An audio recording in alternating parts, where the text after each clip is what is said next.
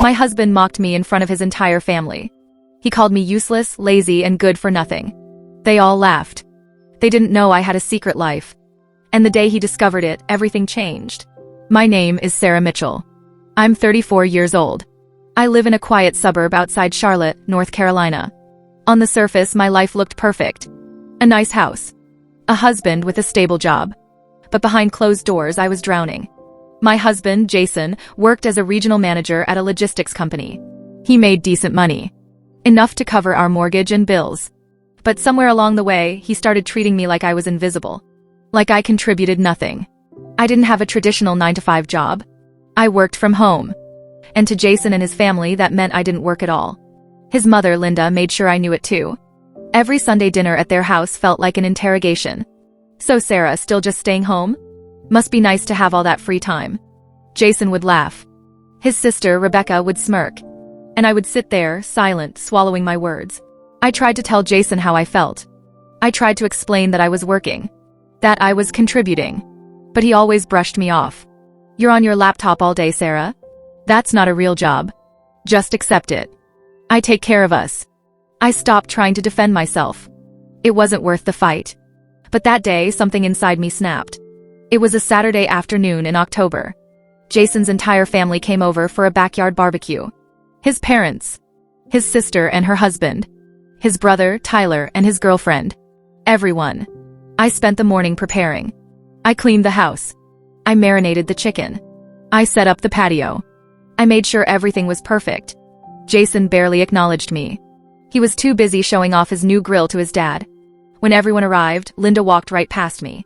Didn't even say hello. Rebecca gave me a once-over and whispered something to her husband. They both laughed. I felt small. Invisible. Then it happened. We were all sitting outside eating. Tyler was talking about his promotion at work. Everyone congratulated him. Linda turned to Jason and said, "Well, at least one of my sons married someone ambitious." Rebecca and her husband chuckled. Jason didn't defend me. He just smiled and said, "Yeah, well, not everyone can be a go-getter." My throat tightened. I stared at my plate. Then Rebecca spoke up. "I mean, Sarah, what do you even do all day? Like, seriously. Jason works full-time. You're just here." I looked at Jason, waiting for him to say something. Anything. He didn't. Instead, he shrugged. "She's on her computer a lot. I don't really know what she does." Linda laughed. "That's called browsing Facebook, honey." Everyone laughed. Even Jason. I stood up. "Excuse me." I walked inside. My hands were shaking. I locked myself in the bathroom and cried. But that day, something inside me snapped. That night, after everyone left, I confronted Jason. Do you have any idea how humiliating that was? He was loading the dishwasher. He didn't even look at me. "Sarah, they were just joking." "Joking? They called me useless. And you laughed." He sighed. "You're being too sensitive." "I'm being too sensitive?" "Jason, you let your family disrespect me in my own home." He finally turned to face me. "Well, maybe if you got a real job, they wouldn't." I felt like I'd been slapped. A real job? Yeah. A real job. With a paycheck. With co-workers. Something you can actually talk about. I stared at him. This man I married. This man I loved. He had no idea who I was anymore. I walked away. I didn't say another word. The next few weeks were hell. Jason barely spoke to me. When he did, it was short. Cold. Dismissive. His family got worse too. Linda called me one afternoon to ask if I could pick up some groceries for her. "Since you're not doing anything anyway." Rebecca texted me asking if I could babysit her kids. "You have all the time in the world, right?" I said no. She didn't respond. I started staying up late. Working. Planning. Preparing. Jason noticed I was leaving the house more often. "Where are you going?" "Out." "Out where?" "Errands."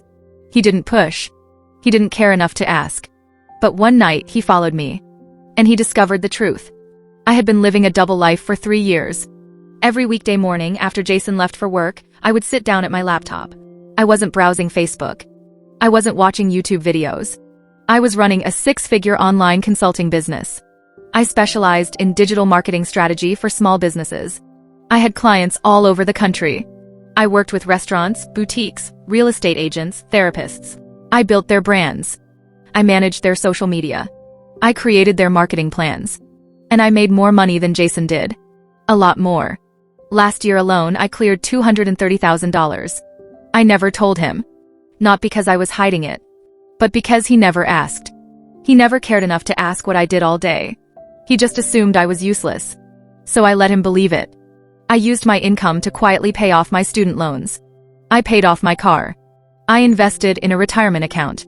I donated to veteran support charities. My father was a Marine. He passed away when I was in college. Helping military families meant everything to me. And 6 months ago, I did something big. I bought our house. Jason thought we were renting.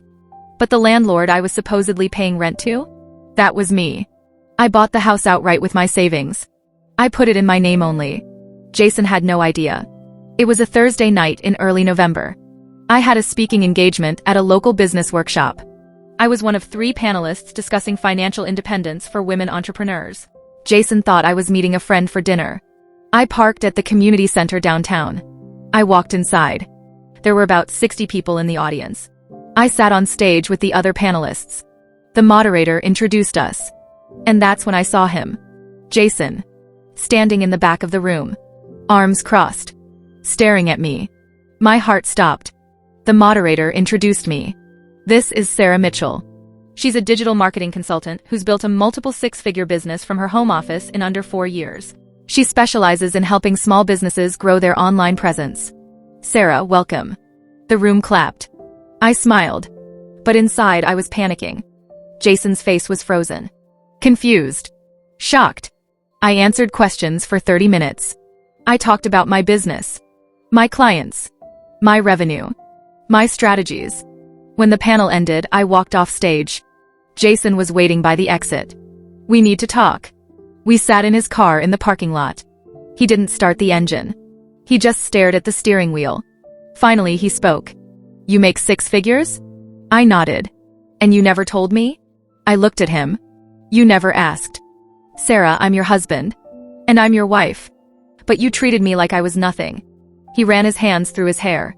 I didn't know. That's the problem, Jason. You didn't know because you didn't care. That's not fair. Isn't it? You let your family humiliate me. You called me useless. You said I didn't have a real job. You never once asked me what I did. You just assumed. His face crumbled. Sarah, I didn't know. I'm sorry. Sorry doesn't fix this. He reached for my hand. I pulled away. Please. Let me make it right. I shook my head. I don't know if you can. The next few days were a blur. Jason begged me to talk to him. He apologized over and over. But I couldn't forgive him yet. I needed space. I told him I was staying at a hotel for a few days. He didn't argue. But then his family found out. Linda called me. Sarah, what is going on?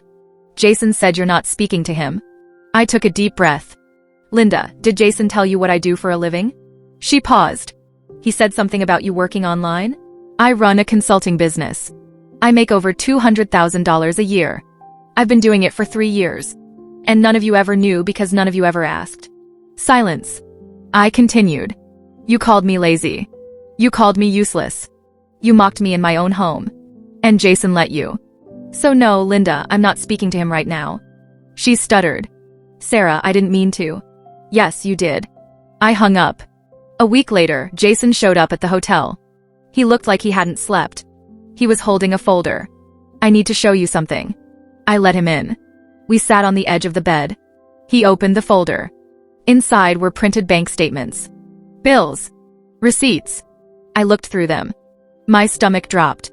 Jason's company had been struggling. His salary had been cut 6 months ago. He was barely making enough to cover the mortgage. Or what he thought was the mortgage.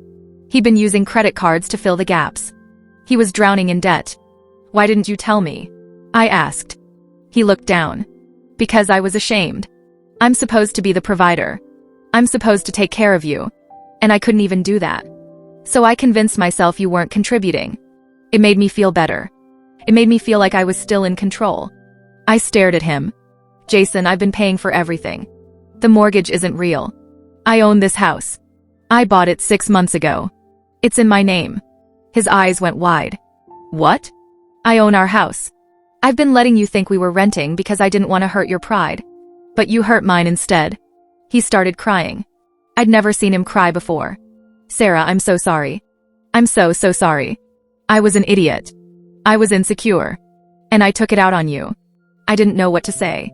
Over the next 2 weeks, Jason did something I didn't expect. He changed. He went to therapy. He started talking about his insecurities, his fear of failure, his need to feel important. He apologized to me every single day. He asked me about my work. He celebrated my wins. He told his family the truth. Linda called me in tears. Sarah, I owe you the biggest apology. I was cruel. I was wrong. I'm so sorry. Rebecca sent me a long text. She apologized for everything. She said she was jealous of me, that she wished she had the courage to build something of her own. Tyler reached out too. He said he always respected me. He just didn't know how to say it. Jason's whole family shifted. But I still wasn't sure if I could forgive him. It's been 3 months since that night. Jason and I are in couples therapy. We're learning how to communicate, how to support each other, how to rebuild trust. I moved back into the house. Our house. My house. Jason is working on paying off his debt. I'm helping him. Not because I have to, but because I want to. He's different now. He sees me. He values me. He respects me. But I'm different too. I don't shrink anymore. I don't hide. I don't apologize for my success. I learned something through all of this. You can't love someone who doesn't see you. And you can't build a life with someone who doesn't respect you.